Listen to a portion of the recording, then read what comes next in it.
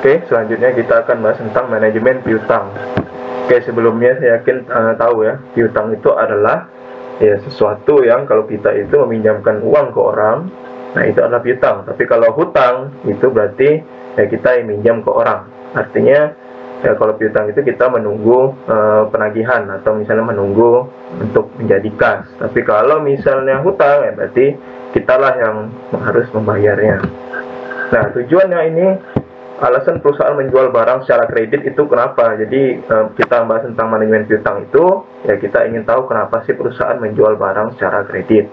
Kemudian kebijakan penjualan secara kredit, syarat penjualan secara kredit, analisis kebijakan kredit dan kebijakan pengumpulan piutang. Oke, ini ya. Jadi pertama itu penjualannya secara tunai dan kredit. Ya, kalau misalnya secara tunai ya nggak ada kreditur, nggak ada debitur. Tapi kalau ada kredit, ada kreditur, ada debitur. Kalau kreditur itu berarti yang memberikan piutang atau memberikan kredit. Ya, kalau debitur berarti yang membayar kredit itu kan, atau pihak yang melakukan pembelian dan menjadikan hutang. Nah, kalau kreditur itu yang memperoleh piutang. Ya, secara umum perusahaan akan lebih suka untuk menjual dengan tunai karena akan menerima kas lebih cepat dan prediksi siklus kas. Ya betul lah ya. Kalau perusahaan itu lebih suka ya, pakai cash. Karena kalau misalnya pakai cash itu ya berarti lebih cepat dapat duit, otomatis dengan adanya duit tersebut bisa segera dipakai untuk membiayai operasional kan. Sementara kalau misalnya dia itu pakai piutang ya otomatis dia akan tertunda kan, beberapa operasional dia akan tertunda karena ya duitnya akan diterima nanti. Ya, kemudian ya tapi tekanan persaingan membuat perusahaan ya mau tidak mau harus menjual barang secara kredit. Ya artinya apa? Dengan kita itu memberikan kredit ke pihak lain itu membuat perusahaan itu jadi lebih ya lebih kompetitif. Karena dia itu berarti memberikan toleransi pembayaran. Oh, enggak harus sekarang, silahkan bayar nanti ya gitu kan. Sementara kalau misalnya ya harus menerima cash terus, otomatis dia bisa tenggelam karena ya tidak zaman sekarang tuh ya kebanyakan orang ya bayarnya itu nanti dulu. Ya, piutang dagang muncul ketika penjualan terjadi, tapi perusahaan belum menerima kas. Ya pastinya begitulah ya. Jadi ketika perusahaan itu sudah ya terjadi penjualan, tapi belum menerima duit, nah itulah piutang. Alasannya kenapa sih agar orang tuh mau saja gitu kan menjual barang secara kredit atau memperoleh piutang? Pertama pastinya untuk meningkatkan penjualan ya, karena kalau misalnya pertama penjualan itu agak meningkat, caranya adalah dengan memberikan kredit kepada orang atau memberikan cicilan kepada pihak lain. Nah, dengan adanya keringanan seperti itu membuat penjualan itu meningkat. Kemudian perusahaan memiliki kapasitas produksi yang menganggur. Kalau misalnya perusahaan itu lagi menggunakan kas terus ya, sementara dia itu sudah banyak produksi barang, barangnya tidak selaku ketika menjual barang secara kredit, sayang kan? Jadi barang itu bisa dibilang nganggur, tidak terpakai. Ya, apalagi dalam waktu yang lama.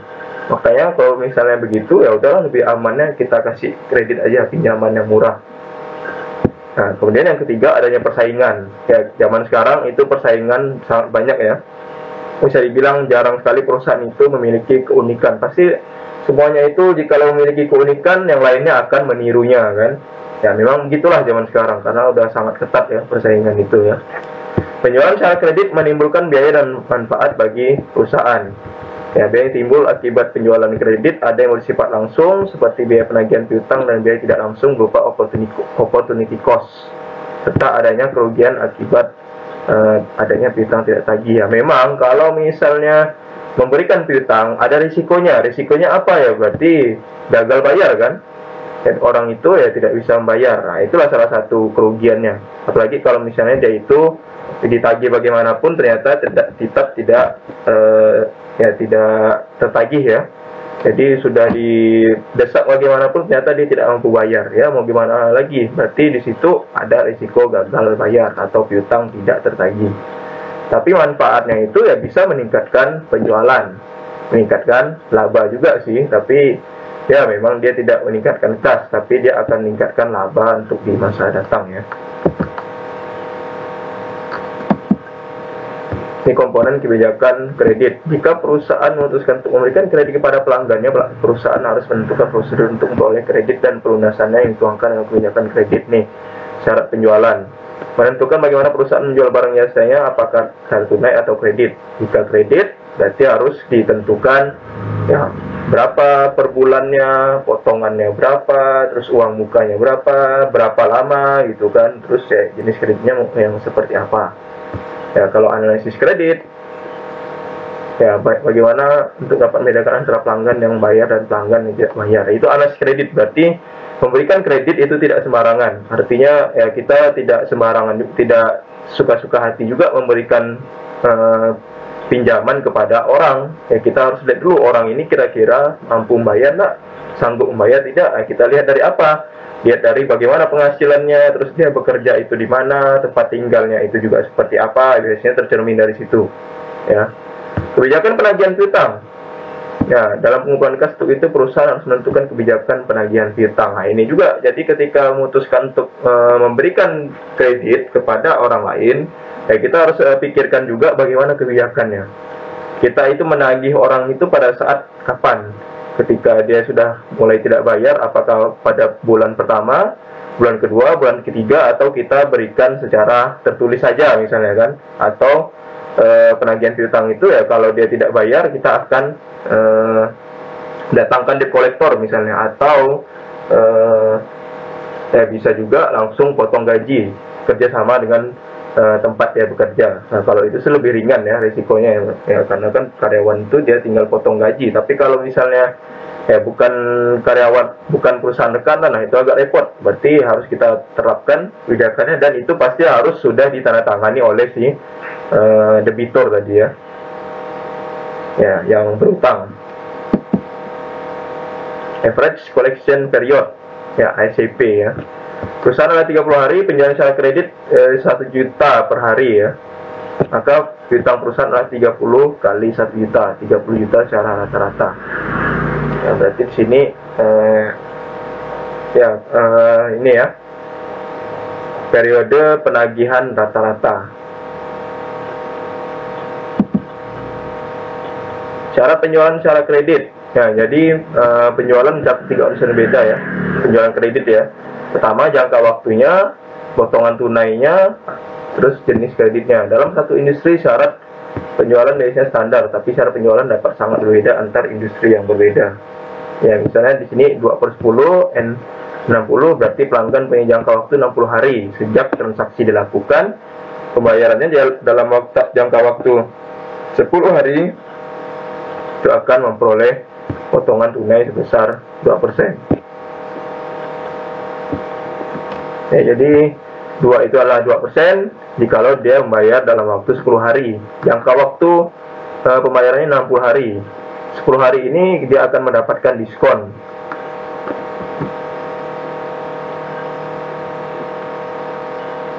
Nah, apabila pelanggan beli barang senilai 1 juta, cara penjualan 2/10, ternyata dia bisa bayar dalam 10 hari, ya berarti tinggal dikalikan aja dengan 10% kan. Ya, berarti setiap 1 juta dikalikan 10% itu adalah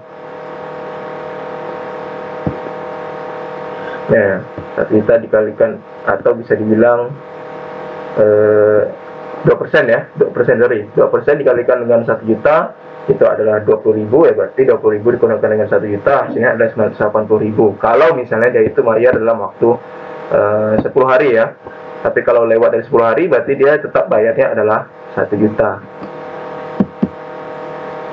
Nah, jangka waktunya ini salah satunya ya, ada yang 30 hari, ada yang 120 hari. Berarti ini hutang jangka pendek ya. Karena dia itu ya hutangnya cuma dalam waktu 30 hari dan 120 hari ya. Biasanya ini piutang usaha. Kalau piutang wesel lah itu biasanya lebih dari itu ya. Ada notanya, awal periode kredit yang biasanya merupakan tanggal saat barang dikirim, bukan tanggal saat barang diterima oleh pembeli. Seasonal dating kadang-kadang dipakai untuk mendorong penjualan barang musiman ketika tidak musimnya. Dalam hal ini barang dikirim lebih dahulu tapi invoice diberikan pada tanggal setelah itu. Nah, kalau kadang-kadang ada seperti itu ya perilaku membeli musiman. Jadi kayak misalnya barang-barang ini ya, barang-barang yang sifatnya tahan lama ya, kayak lampion atau misalnya lilin waktu mau Imlek gitu kan, atau apa barongsai ya. Itu beberapa minggu sebelum Imlek tadi, ya udah barang-barang itu kita kirimkan Jadi ya itu barang musiman kan. Agar apa ya? Agar tadi cepat, penjualannya cepat, kemudian juga ya nanti akhirnya bisa membuat karyawan itu jadi lebih ini juga ya, mendapatkan kepastian gitu, karena dia belum apa-apa sudah dipesan dahulu, diberikan dahulu barangnya, meskipun bayarnya nanti. Jangka waktu kredit jenis barang yang dihasilkan. Untuk barang-barang yang tidak tahan lama harus sampai di konsumen dalam keadaan segar seperti makanan. Nah ini juga kalau misalnya barangnya itu sifatnya barang yang tidak tahan lama, ya mau tidak mau harus kita percepat. Jadi barang tidak tahan lama itu seperti makanan lah kan. Itu mau tidak mau dalam waktu kurang dari 12 jam itu harus cepat kita berikan. Permintaan konsumen, barang-barang sudah dikenal baik oleh konsumen biasanya perputaran cepat dan jangka waktu baginya lebih pendek. Ya, ini tergantung permintaan konsumen juga sih. Kalau barangnya itu tergolong kecil atau misalnya barang-barang yang kebutuhan setiap hari, ya itu biasanya lebih cepat. Biaya dan profitabilitas, semakin murah barang semakin pendek jangka waktu kreditnya. Iyalah, kalau misalnya barang itu antara motor dengan mobil, udah pasti yang mobil itu jauh lebih lama kan, mobil sampai 5 tahun ya. Kalau misalnya motor ya paling 3 tahun itu kan, atau rumah ya, rumah itu bisa sampai 15 tahun, kalau mobil ya paling 5 tahun aja kan. Jadi makin besar barangnya itu makin lama juga jangka waktu kreditnya. Risiko kredit ya, semakin besar otomatis semakin pendek jangka waktu kreditnya. Besarnya transaksi ya, persaingan makin ketat, mau tidak mau jangka waktu kreditnya harus panjang ya, karena makin banyak pesaing ya. Jenis pelanggan, penjual dapat menawarkan jangka waktu kredit yang berbeda untuk pembeli yang berbeda. Nah ini potongan tunai. Ini sebenarnya hampir sama dengan tadi ya. Jadi potongan tunai itu diberikan kalau misalnya konsumen itu bisa bayar lebih cepat ya. Jadi kalau misalnya ada promo gitu kan, agar bisa lebih cepat ya kita kasih aja diskon, biarlah kita rugi sedikit, tapi ya di situ kita bisa dapatkan duit lebih cepat. Ya ini tadi ya, 2/10 N/30, berarti dia itu 2% dalam waktu 10 hari ya diskonnya. Tapi kalau misalnya jangka waktu maksimalnya ada 30 hari. Apakah potongan 2% tersebut menarik si pembeli sehingga bayar lebih cepat? Misalnya barangnya ada 1 juta, kemudian dapat bayar 980. Ini tadi perhitungannya sama lah ya, 2% kalikan 1 juta dikurang ya, terus 1 juta dikurangkan dengan kali 2% tadi ya. Ya, jangka waktu 10 hari atau menunggu 20 hari dan bayar 1 juta. Hal ini jelas berarti pembeli meminjam 980 selama 20 hari dan bayar bunga 20.000. Dengan bunga 20.000 atas pinjaman 980, berarti bunga pinjaman adalah 20/980 ya, 2,04%. Tampaknya cukup rendah, tetapi harus diingat bahwa bunga tersebut 20 hari. Jadi 365 bagikan dengan 20 hari, 18,25 periode dalam setahun. Bagaimana jika pembeli tidak mengambil kesempatan untuk memperoleh potongan tunai? Ya, apakah potongan tersebut masih menarik? Kita lihat lagi. Nah, di sini ada rumus lagi ya. Year, effective annual rate. 1 plus bunga potongan. 1 plus 0,02048. Ini yang tadi ya. Pangkat 18,25. Ini yang tadi ini. Ya, kemudian dikurang 1. Hasilnya adalah 44,6%. Dari sudut pandang beli ya, ini merupakan sumber dana yang sangat mahal. Jadi kalau berdasarkan rumus year ini, ya rasanya itu masih mahal ya, 2% itu ya. Ya harusnya bisa lebih dari itu. Nah ini berdasarkan rumus ya. Nah ini potongan tunai dan average collection period akan mendorong pelanggan bayar lebih cepat. Hal ini akan memperpendek jangka waktu piutang. Nah tadi kan kalau kita kasih diskon tapi bayarnya cepat, otomatis nanti periodenya akan semakin cepat juga selesainya. Nah ini rumus contoh ya. Ya, 50% pelanggan bayar dalam waktu 10 hari. Berarti 50 kalikan 10 hari plus 0,5 kalikan 3 sama dengan 20 hari. Ya, 20 hari menjadi 20 hari ya. Jadi dari 30 menjadi 20. Nah, ini ya, memang rumusnya tidak ada ya. Ini 50 kalikan 10 plus 0,5 50% ya, atau 0,5 dikalikan dengan 30, hasilnya adalah 20 hari. Jadi dari 30 menjadi 20. Jika penjualan perusahaan sebanyak 15 juta setiap tahun, apa yang terjadi dengan piutang? 15 bagi 365, ini adalah 41. 41 ya 30 kali 30 dikurangkan dengan 20 ya, berarti 10. 10 kalikan 41096 berarti 410. Itu piutangnya ya. Nah, jenis kredit, kebanyakan kredit dagang yang ditawarkan merupakan open account, berarti bukti formal kredit adalah berupa invoice yang dikirimkan bersamaan dengan pengiriman barang dan ditandatangani oleh pembeli sebagai bukti bahwa barang telah diterima. Nah, analisis kebijakan kredit. Ya, dampak terhadap penjualan. Jika perusahaan memberikan kredit, akan terjadi penundaan penerimaan kas karena pelanggan memperoleh keuntungan dari penawaran kredit. Ya, memang makin banyak kita memberikan kredit ke orang lain, ya otomatis kas kita itu semakin banyak juga yang tertunda pembayarannya, mau tidak mau kan. Tapi di situ penjualannya akan meningkat. Ya, jadi pemberian kredit diharapkan dapat meningkatkan penjualan. Dampak terhadap biaya, selain mengalami penundaan penerimaan kas, perusahaan juga segera menanggung biaya penjualan. Jadi memang di sini salah satu kekurangan dari pelanggan itu apa? Dia itu harus memproduksi barang yang dijual, padahal dia belum mendapatkan duit dari barang itu kan, tapi dia sudah harus mengirim barang itu ke konsumen. Nah, memang itu salah satu kelemahan dari pemberian kredit ya. Biaya atas hutang. Ketika perusahaan memberikan kredit, perusahaan harus merencanakan pembelanjaan atas piutang yang dihasilkan. Sebagai konsekuensinya, biaya pinjaman jangka pendek perusahaan jadi faktor yang penting.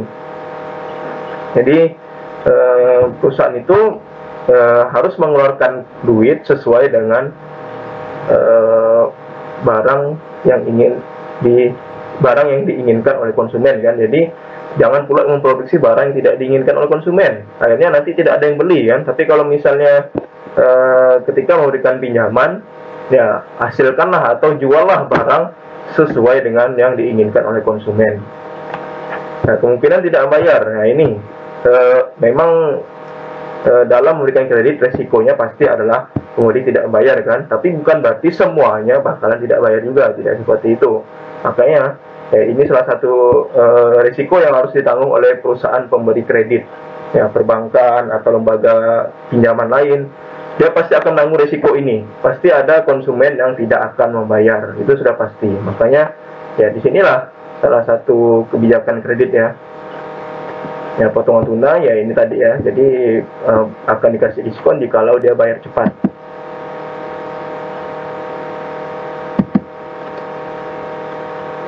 Oke, ini ada hitung-hitungan lagi ya. Perusahaan mengevaluasi permintaan nasional pelanggan untuk mengubah kebijakan kredit sekarang menjadi net 30 hari. Perlu diketahui P harga per unit, P variabel, Q jumlah unit yang dijual sekarang, QN itu yang baru, R-nya adalah tingkat keuntungan ya. Ya, misalnya di sini ada 50, 20, 100, 100, 110. Ya, jika tingkat keuntungan yang disyaratkan 2% per bulan, apakah perubahan kebijakan kredit perusahaan menguntungkan? Perusahaan saat ini bekerja di bawah kapasitas normal, sehingga peningkatan produksi dan penjualan tidak berdampak pada biaya tetap. Oke, ini ya, P kali Q berarti 50 kalikan dengan 100, ya 5000. P kali Q berarti 20 kalikan dengan 100, 2000 ya. Ya, P kurang V berarti 50 dikurangkan dengan 20 ya. Ya, kalikan dengan 100. 100 itu adalah yang Q ya. Ya, 3000 hasilnya. Nah, kemudian di sini dari 30 hari QN-nya ada 110. Berarti di sini 50 kurang 20 kalikan 110. Kalau ini 50 kurangkan 20, 110 kurangkan 100, 110 itu tadi ya QN. Ya, kalau ini 110 kurangkan dengan 100 yang Q tadi, berapa 300. Jadi arus kas kebijakan baru itu 3.300, pengembangan arus kasnya adalah 300. Nah, nilai sekarangnya P kurang V, QN kurang Q, R ya 50 kurang 20, 110 kurang 100, 0,02.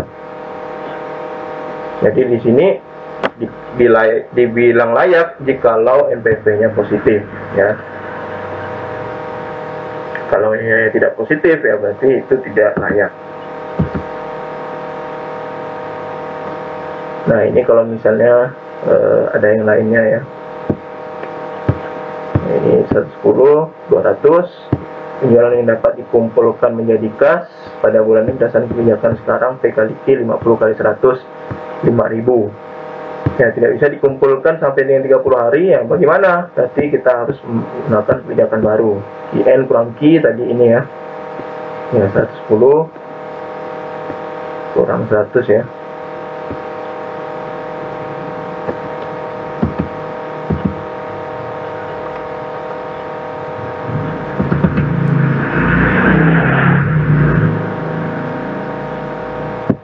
Oke lah ya, kayaknya ini kita skip aja lah ya. Informasi kredit. Nah, ada laporan keuangan, laporan kredit, bank, catatan pembayaran. Jadi kalau misalnya informasi untuk piutang atau kredit itu, ya kita harus pertama bikin laporan keuangannya. Ya berarti neraca, laba rugi, begitu kan.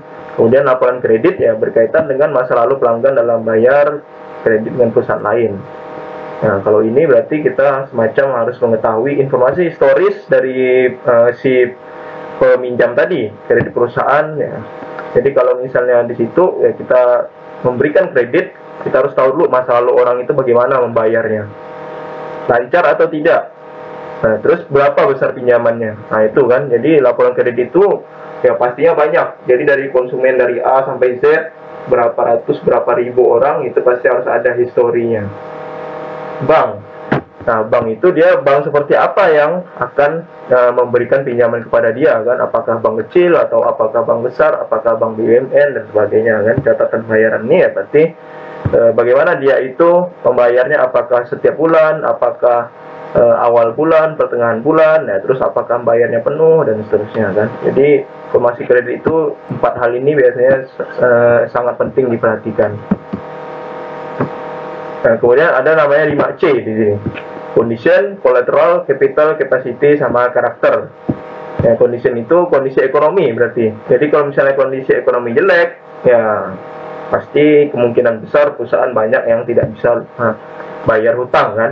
Berarti di sini harus dipertimbangkan kembali kira-kira layak tidak nih kita berikan pinjaman kan. Karena kalau misalnya ya tadi sudah tahu ya bahwa kalau perusahaan itu lagi ekonominya jelek, ya otomatis risiko gagal bayarnya juga akan tinggi kan. Jadi ya itu harus dipertimbangkan kembali apakah sebaiknya diberikan atau tidak. Kolateral, ya pihak memberikan jaminan dengan aset tertentu akan berisiko semakin kecil jika perusahaan tidak bisa lunasi, barang yang dijaminkan bisa dijual. Nah, kolateral ini semacam agunan atau ya jaminan kan. Jadi ketika perusahaan itu memberikan pinjaman, dia tidak bisa langsung dipercaya begitu saja kan. Dia harus, si peminjam itu ya, peminjam itu harus memberikan bank pinjaman, memberikan agunan atau jaminan gitu. Jadi kalau misalnya perusahaan itu ternyata gagal bayar, jaminan itu akan diambil oleh pihak bank. Tapi kalau misalnya perusahaan atau orang itu mampu membayar, ya berarti dia itu agunan atau jaminan itu akan dikembalikan. Ya, jaminan itu kan istilahnya semacam nitip lah ya, nitip barang. Ya kalau misalnya perusahaan itu, ya kalau misalnya perusahaan itu tidak mampu bayar, ya mau tidak mau agunannya atau jaminannya akan ditarik oleh bank. Tapi kalau misalnya dia itu mampu melunasi, ya otomatis jaminannya akan dikembalikan. Ya, jaminan itu memang semacam nitip sebentar lah gitu kan, sampai barangnya itu dilunasi. Karakter. Ya, karakter itu sejauh mana kemauan calon penerima pembayar utang-utangnya. Jadi di sini kita ingin tahu kira-kira orang itu bagaimana sih yang harus kita berikan gitu kan. Orangnya seperti apa sih yang harus kita berikan. Ya, jadi tidak sembarangan juga kita memberikan pinjaman kepada orang ya.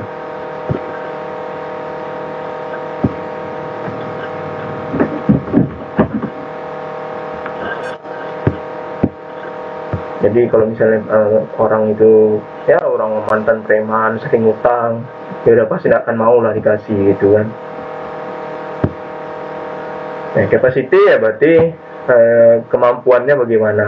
Kira-kira dilihat dari bagaimana pekerjaannya kalau orang ya, tapi kalau perusahaan itu dilihat dari bagaimana keuntungan yang dia peroleh. Nah, disitulah bisa kita lihat kemampuan dia itu kira-kira sampai mana sih bayar ini, kira-kira mampu nggak bayar utang kita gitu kan. Capital, dilihat dari modalnya ya. mempunyai kemampuan melunasi hutang yang lebih baik, ceteris paribus. Ya berarti dilihat dari permodalan yang dia miliki. Nah, ini kebijakan pengumpulan piutang ya. Ya, upaya penagihan sebenarnya. Upaya penagihan piutang itu biasanya langkah-langkahnya kasih surat pemberitahuan kalau misalnya jatuh temponya itu sudah lewat. Ya, kalau masih juga diabaikan ya ditelepon. Ya, kemudian kalau ditelepon masih juga tidak membayar ya berarti di sini mau tidak mau harus mengerahkan tenaga penagih atau debt collector kan untuk langsung datang menagih hutang. Ya, kemudian kalau misalnya ternyata dia masih bandel juga, ya pakai upaya hukum. Ya, otomatis ini pasti akan memerlukan bukti-bukti ya. Jadi bukti-bukti yang kuat. Bagaimana kalau misalnya si peminjam itu tidak membayar, ya akan dikenakan hukuman atau sanksi apa kan? Jadi ya ini langkah-langkah ketika menagih hutang. Jadi tidak bisa langsung semata-mata menempuh upaya hukum atau langsung mengerahkan tenaga penagih. Nggak bisa seperti itu juga kan ya, karena orang itu kalau misalnya gagal bayar ya pasti ada pertimbangan lah gitu, kenapa dia bisa gagal bayar, kenapa dia bisa lambat bayarnya ya. Makanya di sini ada langkah-langkahnya. Pertama kasih itu surat ya, kalau masih juga telepon, di telepon masih juga bandel ya mau tidak mau harus kerahkan tenaga penagih. Masih juga udah upaya hukum, ini sudah langkah terakhir. Ya, kalau cukup bukti ya udah pasti perusahaan bisa menang. Udah pasti juga perusahaan itu ya maksudnya bank ya. Kalau misalnya upaya hukumnya itu datanya lengkap ya bank bisa menang dan otomatis bank itu bisa menarik aset yang dia punya. Nah, itu ya. Oke, sampai di sini semoga bisa dipahami ya.